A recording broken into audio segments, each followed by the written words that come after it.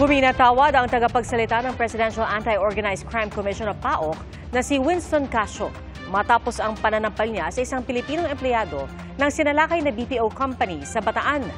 Nirelieve muna siya sa pwesto habang gumugulong ang investigasyon.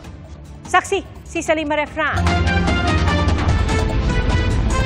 October 31 ang salakay ng mga otoridad ng isang BPO sa Bagak Bataan dahil umano sa natanggap na reklamong labor trafficking.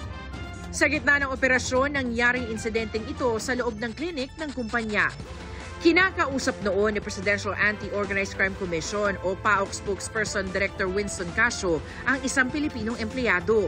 Maya-maya, bigla niyang sinampal ng 2 beses ang empleyado.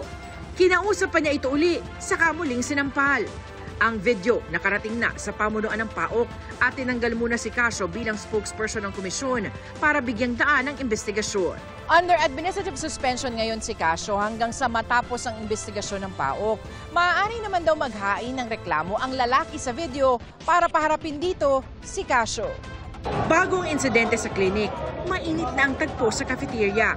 Binastos umano ng nasabing lalaki ang mga kawani ng PAOC.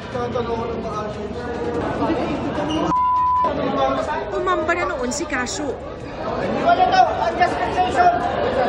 Saka kinuha ng mga operatiba ang lalaki. Tingnan niyo po sa camera. Pauuwiin na sana noon ang mga Pilipinong empleyado. Hanggang Monday kayo rito, wala mauwi Pilipino. Pero pinauwi rin ng nasa 700 Pilipino matapos maproseso pagdating ng hating gabi. Aminado si Casio na mali ang kanyang ginawa. Nagsumite na rin daw siya ng paliwanag sa PAOC. Sabi ko nga, ang binastos mo hindi yung staff, hindi yung bata. This is a legitimate operation. Nung dinirty finger mo kami, ang dinirty finger mo is the Presidential Anti-Organized Crime Commission headed by the President of the Republic of the Philippines. Sabi ko naman doon sa tao, sa Filipino, pare, mahinang mag-asawang sampal na lang para hindi ka na namin kasuhan. Willing ka ba doon?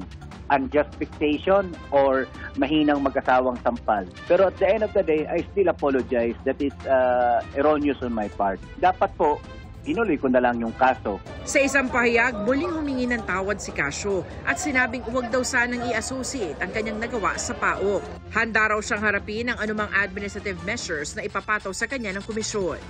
At the end of the day, yung ginawa ni Doc, para sa akin, hindi pa rin tama na hindi mo kailangan pagbuhatan ng kamay, whether mahina yan o malakas yan, hindi mo pwedeng basta-basta pagbubuhatan ng kamay ang isang tao dahil nagmura siya. Para sa akin, hindi mo pwedeng ituwid ng isang pagkakamali, yung isang maling bagay.